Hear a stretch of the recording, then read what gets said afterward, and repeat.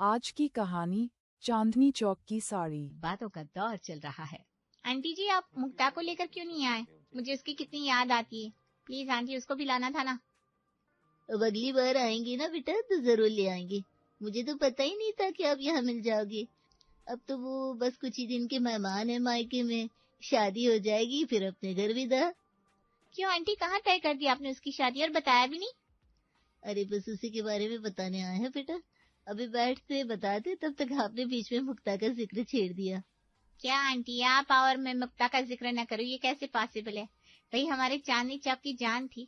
हम दोनों की जोड़ी इधर से उधर से इधर पूरे चांदनी चौक में घूमती रहती थी। इसीलिए बेटा हमने मुक्ता का रिश्ता चांदनी चौक में ही कर दिया है। वो कहीं बाहर जाने को तैयार ही नहीं थी, तो बताओ क्या करते हो? क्या आंटी, चांदनी चौक में ही रिश्ता? वाह आंटी, कितनी अच्छी किस्मत है मुक्ता की। काश मेरी भी ऐसी किस्मत होती मम्मी। तभी प्रेमलता जी और कोमल नाश्ते की ट्रे लाते हुए दिखाई देती हैं। देख लो मम्मी, आपको ही चांदनी चौक में लड़का नहीं मिला। बस मुक्ता मेरी तीसरी दोस्त है जिसकी शादी भी चांदनी चौक में होने जा रही है, लेकिन मैं कहाँ वहाँ द्वारका में डली हूँ मम्मी। अरे कोई बात नहीं बेटा, ये सब होता रहता है।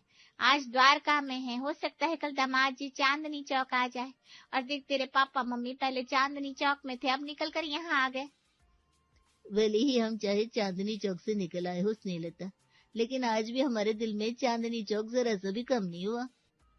आंटी जी चाय लीजिए, ठंडी हो रही है। चांदनी चौक की ये बातें तो कभी खत्म ही नहीं होने वाली।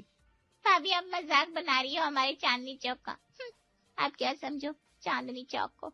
आप ठहरी अम्बाला की। जी दीदी।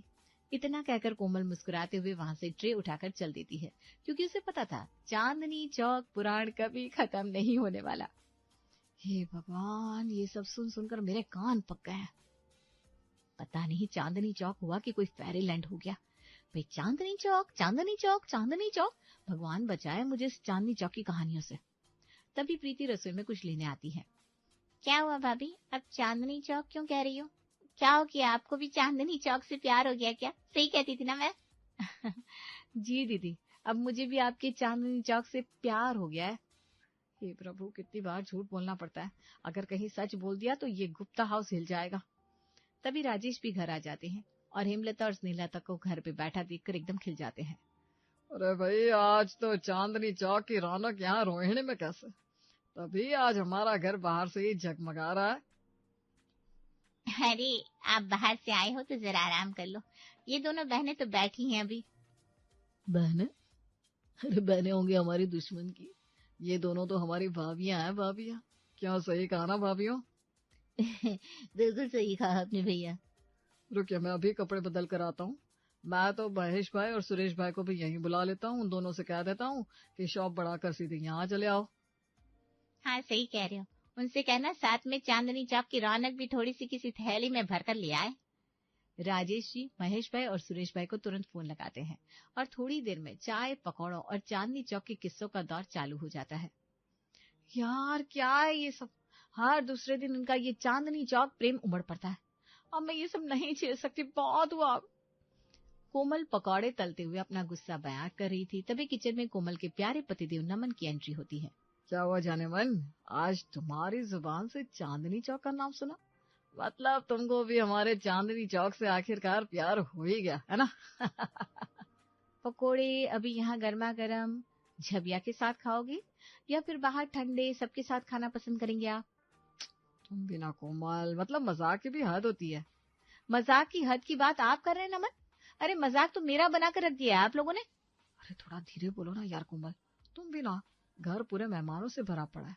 अब कहीं किसी ने कुछ सुन लिया तो? अरे मैं तो कहती हूँ किसी दिन सुन ले तो कम से कम इस पागलपन से मुझे तो छुटकारा मिले। तभी ड्राइंग रूम से अगली आवाज आती है। बहू जरा आलू प्याज के पकौड़े के साथ चांदनी चौक स्टाइल के आलू भल्ले भी डाल ले, सबको मजा ही आ जाएगा। लो सुन लिया नया फरमान, चांदनी चौक के भल्ले। अरे तुम लोग मुझे अम्बाला से आखिर क्यों लाए? तुम्हें कोई चांदनी चौक वाली ही लानी चाहिए थी ना। बहू तुमने सुना कि नहीं मैंने क्या कहा? जी मम्मी जी सुन लिया है। अरे तो कोई जवाब भी तो देना होता है। हाँ ठीक है मम्मी जी, बनाकर लाती हूँ। थोड़ी देर में कोमल आलू, प्याज, पालक, मिर्ची और पनीर के पकौड़ों के साथ साथ चांदनी चौक वाले आलू भल्ला भी बनाने लग जाती है। लेकिन आखिर में वही होता है जो हमेशा से होता आया है। क्यों महेश भाई और सुरेश भाई, कैसे लगे पकौड़े, बताइए तो सही। महेश भाई और सुरेश भाई जो अपनी पत्नियों हेमलता और स्नेहलता के साथ नॉन स्टॉप पकौड़े खाए जा रहे थे। पकौड़े तो ठीक ही है भैया जी, लेकिन वो बात नहीं है। अब आप लोग आओ ना कभी चांदनी चौक का चक्कर लगाने, बड़े दिन हो गए आप लोग आए भी नहीं। इसी बहाने वहाँ की भल्ला चाट भी खा लेना, घूम भी लेना। कोमल को ऐसा लगा जैसे उसके सीने पर किसी ने कैरोसिन का तेल डाल दिया हो। थैंक गॉड, अब ये लोग चले जाएंगे, नहीं तो पिछली बार की तरह डिनर करके भी जाते। फिर भी सबको विदा करते करते कोमल को शाम के 8 बज जाते हैं। फिर डिनर की तैयारी शुरू करने की बारी आती है। अरे बहू सुनना, प्रीति यही है तो दामाद जी को शाम को यहीं आने के लिए कह देते हैं, कुछ अच्छा बना लेना खाने में। इस बात का ध्यान में रखते हुए कि राहुल जी हमारे घर के इकलौते दामाद हैं। मम्मी जी, आप हमेशा ऐसे ही क्यों कहती हैं? आखिर कभी राहुल जीजा जी के खाने पीने में, उनकी आव भगत, उनकी खातिरदारी में कभी कोई कमी रखी है क्या? तभी प्रीति भी सास बहू के बीच हो रही बातों को सुनकर आ जाती है। हाँ भाभी, आप तो ऐसे कह रही हो जैसे आप हमारे पति देव की खातिरदारी में फूल बिछा देती हैं। कोमल बिना कुछ जवाब दिए वहां से चली जाती है, क्योंकि आज जो होने वाला था वो आज तक नहीं हुआ था। उधर कोमल घर की इकलौते दामाद की खातिरदारी में लग जाती है और दूसरी तरफ एक अलग ही खिचड़ी पक रही थी। थोड़ी देर में घर के दामाद राहुल जी का आगमन होता है। इस बात से अनजान घर के लोग गर्मी में एसी का आनंद लेने कमरे में घुसे होते हैं। तभी कोमल राहुल जी के ऊपर ढेर सारे फूल बरसा देती है और घर की दहलीज से पूरे घर में फूल फैला देती है। अरे अरे, ये सब क्या है भाभी? हाँ, आज अचानक से, लेकिन मेरा बर्थडे नहीं है आज।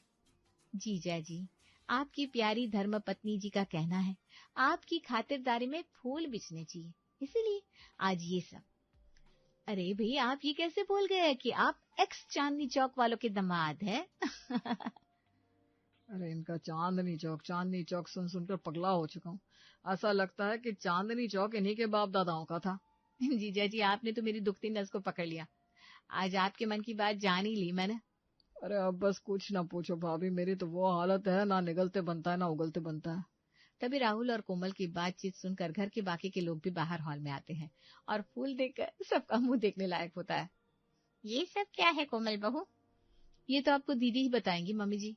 क्यों दीदी, बताओ ना। मम्मी जी क्या पूछ रही हैं? अरे आप तो एकदम सीरियस हो गई भाभी, मैंने तो बस मजाक में कहा था।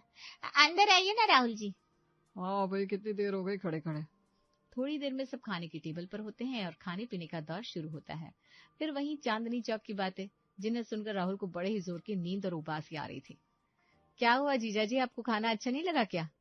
नहीं भाभी, ऐसी बात नहीं है, खाना तो बड़ा ही टेस्टी बना है, हर एक चीज एकदम परफेक्ट बनाई है आपने। फिर आप इतने चुप चुप क्यों बैठे हैं? नहीं, बस हमारे दिल्ली के चांदनी चौक की बातें एंजॉय कर रहा हूँ। भाभी, फिर आप तो समझती है इस घर का इतना अटूट रिश्ता जो है चांदनी चौक से। इतना कहते ही राहुल कोमल को आंख मार देता है और फिर दोनों जोर जोर से हंसने लगते हैं। अब हमारे देवर जी कब ला रहे हैं इस घर की छोटी बहू? अरे नहीं जीजू, अभी शादी का कोई प्लान नहीं है। कोई प्लान नहीं है मतलब? अरे शादी करके फ्री हो जाओ, मम्मी जी पापा जी को भी अब आराम दो, उनको भी उनकी जिम्मेदारियों से फ्री करो। सही कह रहा है राहुल, ये है कि सुनता ही नहीं। मैं तो कह कह कर थक गई, अब तुम ही समझाओ इसको। नहीं, अब समझाना क्या, अब तो बस करना है मम्मी जी, कोई बढ़िया सी लड़की देखो और कर दो जल्दी से शादी। करूंगा तो चांदनी चौक वाली से ही। ये बताओ, चांदनी चौक वालों में क्या सींग लगे होते हैं जो हमें नहीं है? राहुल के मुंह से ये सुनकर सब जोर जोर से हंसने लगते हैं। नहीं, बताओ ना, मुझ में और कोमल भाभी में क्या कमी है विकास? नहीं, कमी तो कोई नहीं है, लेकिन बस देख तो हम भी वही रहे, बाकी इसकी किस्मत। जय हो प्रभु। चलो अब मैं चलता हूँ, प्रीति फटाफट बैग पैक करो, हमें निकलना है, लेट हो रहा है, कल ऑफिस भी जाना है। अब समय बीतता है और कोमल की देवरानी घर की छोटी बहू बनकर जल्द ही आने वाली है। कोमल दिव्या से कॉल पर बातें कर रही है। बस अब तो कुछ दिन और बाकी है प्यारी देवरानी जी इस घर में आने को। अब इससे ज्यादा इंतजार मुझसे नहीं होगा दिव्या। हाँ भाभी, अब मैं भी और इंतजार नहीं कर सकती। तुमको पता है दिव्या, हम दोनों की खूब बनेगी। क्योंकि यहाँ चांदनी चौक नाम का टेप रिकॉर्डर बजता रहता है पूरा दिन। मैं समझी नहीं कुछ भाभी। अरे ये लोग पहले चांदनी चौक में रहा करते थे, फिर इन लोगों का घर मास्टर प्लान स्कीम में आ जाने के कारण इन लोगों को यहाँ रोहिणी आकर रहना पड़ रहा है। पर इनका वो चांदनी चौक प्रेम आज तक इनके दिलों में जिंदा है। ये तो बड़ी अच्छी बात है ना भाभी। अरे मेरी भोली देवरानी, तुम नहीं समझोगी। चलो कोई बात नहीं, अब यहाँ आकर ही पूरी कहानी खुद ब खुद समझ जाओगी। बस अच्छा है कि तुम हिमाचल से हो और मैं भी अम्बाला से। थोड़े ही दिनों में दिव्या विकास के संग ब्याह कर अपने ससुराल आ जाती है और गुप्ता परिवार में सबकी चहेती बन जाती है। बहू सुन, आज मैं तुझे एक और किस्सा सुनाती हूँ चांदनी चौक का। पता है क्या हुआ? तभी राजेश जी भी विकास और नमन के साथ आते हैं। अरे कौन सा किस्सा सुनाया जा रहा है छोटी बहू को हमारे चांदनी चौक का? मैं वही बता रही थी कि कैसे मैं स्नेहलता और हेमलता पूरे चांदनी चौक में फेमस थे। हाँ दिव्या बहू, इसमें कोई दो राय नहीं। ये तीनों सहेलियां चांदनी चौक की जान थी। जैसे इनके नाम प्रेमलता, हेमलता और स्नेहलता, वैसे ही इनकी दोस्ती एकदम गाढ़ी पक्की, सगी बहनों से भी ज्यादा। बस हर रोज दोपहर में नोटों की गड्डी अपने बैग में डाली और निकल पड़ी। और शॉपिंग से याद आया मम्मी, आपकी वो साड़ी कहाँ जो आप तीनों के पास एक जैसी थी? पता नहीं बेटा, जाने कहाँ रहती, मुझे तो बिल्कुल याद नहीं है। कई बार बड़ा ही मन किया उसे पहनने का, लेकिन कई सालों से दिखी नहीं। कैसी साड़ी थी मम्मी जी वो? आपको बहुत पसंद थी क्या? अरे प्रेमलता का प्रेम थी वो साड़ी मेरी बहू। अब दिव्या थोड़ी देर बाद किचन में जाती है जहाँ कोमल खाना बनाने में बिजी थी। सुनाई चांदनी चौक की बातें? हाँ भाभी सुनाई। आपको तो अब सारी बातें याद हो गई होगी ना? अरे भाई, मैं तो एक कान से सुनती हूँ और दूसरे से निकाल देती हूँ, मेरे बस की ना ये सब। ये सुनकर दिव्या के दिमाग में खुराफाती कीड़ा काटने लगता है। वो अपने रूम में जाकर अपनी माँ को फोन घुमाती है। मम्मी, यहाँ तो माजरा ही अलग है। जेठानी को सबके साथ बैठना नहीं है पसंद, हर सब मुझे ही प्यार दे रहे हैं। तो बस फिर देर किस बात की, तू भी मौके पे चौका मार दे और सास का अपनी मिट्टी मिट्टी बातों से दिल जीत ले मेरी बेटी। हाँ मम्मी, बिल्कुल सही कहा आपने। बस कल से मेरा मिशन शुरू। जहाँ कल तक सब कोमल को हर छोटे बड़े काम के लिए याद करते थे, वो आज भी कायम था, लेकिन अब कोमल के हिस्से का प्यार भी दिव्या को ही मिलने लगा था, जिससे कोमल को तो कोई खास फर्क नहीं पड़ा था। लेकिन दिव्या तो सातवें आसमान पर थी, जिससे अब कोमल भी परेशान हो गई थी। मम्मी जी, आपकी वो कौन सी खास साड़ी दिखाओ ना। बेटा वो साड़ी मिल ही नहीं रही, जिस दिन मिलेगी ना उस दिन दिखा दूंगी। कोई बात नहीं मम्मी, आप बस मुझे ये बताइए, मैं आज ही चांदनी चौक जाकर आपके लिए सेम टू सेम वैसी ही साड़ी लेकर आऊंगी। क्या बात है बहू, तो एकदम हीरा निकली हीरा। लेकिन तू परेशान ना हो, मैं घर में ही वो साड़ी ढूंढूंगी, कहीं ना कहीं तो मिलेगी ही। दिव्या उस दिन बिना किसी को बताए दोपहर में चांदनी चौक के लिए निकल जाती है और सास के लिए ढेर सारी साड़ियां लेकर आती है। अरे दिव्या, तुम कहाँ चली गई थी? मैं जब से तुमको फोन लगा रही थी, लेकिन तुम्हारा फोन ही नहीं लग रहा था। दिव्या इतराते हुए कोमल को बिना जवाब दिए वहां से चली जाती है और अपनी सास को सारी साड़ियों की शॉपिंग दिखाने लगती है। साड़ियाँ तो बड़ी सुंदर है बेटा, लेकिन इनमें से एक भी साड़ी वैसी नहीं है जैसी मेरी है। तो फिर मैं इन सब का क्या करूंगी मम्मी जी? इन्हें तो रख ले बेटा, क्यों परेशान होती है? ये देखकर कोमल को बड़ा ही तेज गुस्सा आता है। ये क्या नाटक है भाई, इतनी सारी साड़ियां, वो भी दिव्या को, मम्मी जी के लिए? मैं मर गई हूँ क्या? अब अगले दिन कोमल भी चांदनी चौक जाकर ढेर सारी साड़ियां ले आती है। लीजिए मम्मी जी, देखिए कैसी है ये साड़ियां। मुझे पूरा भरोसा है कि इनमें से आपकी वो साड़ी जरूर होगी। देखिए मम्मी जी। अरे नहीं बहू, इनमें से भी वो साड़ी नहीं है। लेकिन तुम आज बिना बताइए इतनी ढेर सारी साड़ी क्यों ले आई? अरे तो आप इतना परेशान क्यों हो रही है मम्मी जी?